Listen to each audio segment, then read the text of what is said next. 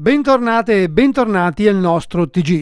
Tempo di elezioni europee. Come al solito ascoltiamo l'opinione della gente. Allora, signor Nane Bortoin, cosa pensa delle europee? Ah beh, e francesi gran bei donne, e tedesche sempre bei, e svedesi però mi preferisco italiane, ecco.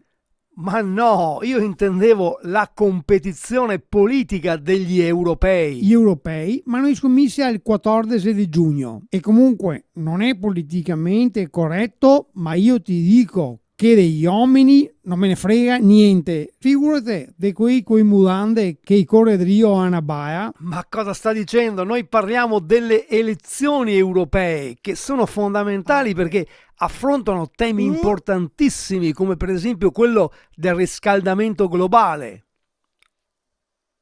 Mi go riscaldamento autonomo, mi ho impisso quando che voglio e non quando che mi lo dice a Greta Thunberg. Ma quale Tuborg? Vorrà dire Thunberg. Guardi, lei è di un qualunquismo disarmante. Magari continua ad andare via ancora con la macchina a benzina o diesel. E certo, avuto che compro quella elettrica che ciappo a scossa e che si acciappa a fuoco, mi brucia tutto il fienil, e poi dopo 500 km bisogna che te ricariche elettriche. Dove ho avuto che voglio in cercami di una prolunga lunga 500 km. Mi vanno via qua a Panda. Bravo, ma non ha visto che la benzina aumenta sempre di più? Non mi pare, mi faccio sempre una volta a settimana 30 euro. E le case? Sa che l'Europa le vuole solamente green? E cosa vuol dire green? Vuol dire verde!